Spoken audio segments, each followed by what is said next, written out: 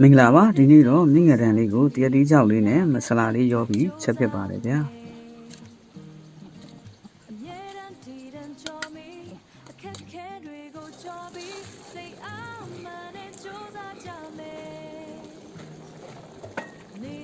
ငရံဟင်းလေးချက်ဖို့အတွက်ငရံ30တာ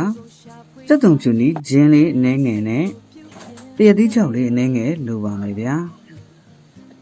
ထုံးစံအတိုင်းပဲစီတက်ချက်မှာဖြစ်တဲ့အတွက်စက်သွန်ဖြူနီချင်းမြို့ဒီစိမ့်မုံထောင်းပါမယ်ဗျာစီလေးပူလာပြီဆိုရင်တော့စက်သွန်ဖြူနီချင်းထောင်းလာတာလို့စီတက်တာပေါ့ဗျာစီတက်နေတဲ့အချိန်မှာအယောင်လေးလှစေဖို့အတွက်မပါမဖြစ်စနေမုံလေးထည့်တယ်ဗျာဒီလိုပဲပေါ့ဘုံကမှလည်းအယောင်သွေးစုံပြီးလှစေဖို့အတွက်ကာလာလေးတွေချင်ပြင်းချင်ရတာပေါ့ဘယ်သူမှတော့ဟန်ဆောင်ပြီးနေကြကြပါဘူးဒါပေမဲ့ဒါကတကူပါပဲလေစီတက်နံလေးမှုေးလာပြီဆိုရင်တော့မြင့်ငရံလေးထည့်မယ်ဗျာ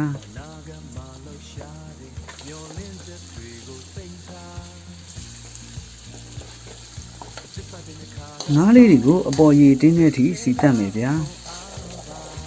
အချိန်တစ်ခုအထိတော့စိတ်ရှိရှိနဲ့စောင့်ရတာပေါ့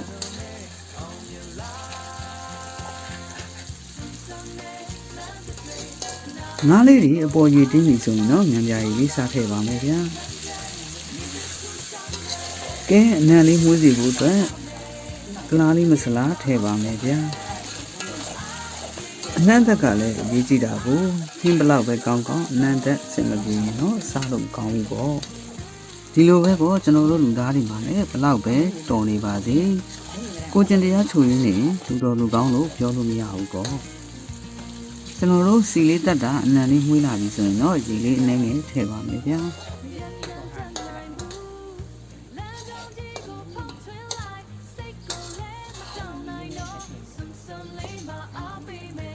ခဏလောက်တော့အဖုံးလေးအုပ်ထားပါအောင်မယ်ရေလေးခန်းစားပြုတ်လာပြီဆိုရင်တော့ရေစိမ်ထားတဲ့တရတိကြောက်လေးထည့်ပါမယ်ဗျာရေလေးနဲ့နည်းနည်းထည့်တာပေါ့ဗျာ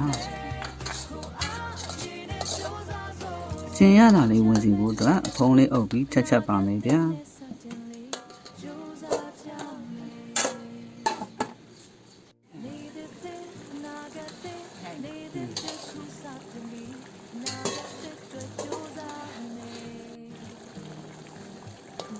အပေါ်ငံလေးထပ်ပြီးကြည့်မယ်ဗျာ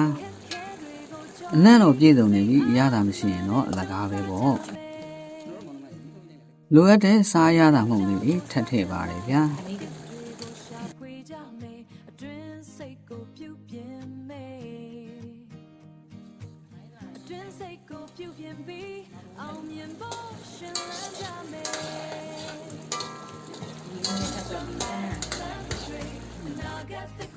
ရေလေးခန်းတော့မှာဖြစ်တဲ့အတွက်ရေလေးနည်းနည်းထပ်ဆက်ပြီးရှမ်းနံနံပင်လေးထည့်ပြီးတော့အဖုံးလေးအုပ်ပြီးထပ်ချက်ပါမယ်ဗျာ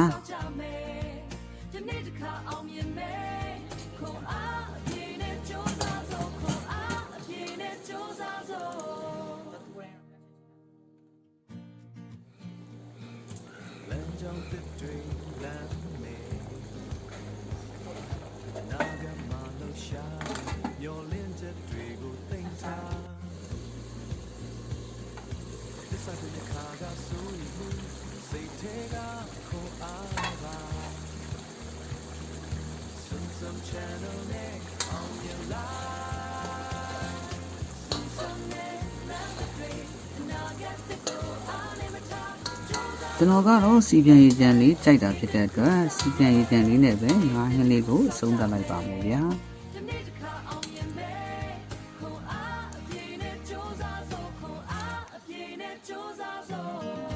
ဆုံးထိလိုက်ပါကြည့်ရှုပေးတဲ့တူဦးတယောက်ချင်းတွေကိုကျေးဇူးများတင်ပါတယ်ကျမ်းမာပျော်ရွှင်တဲ့ဘဝတွေပိုင်ဆိုင်ကြပါစေဗျာ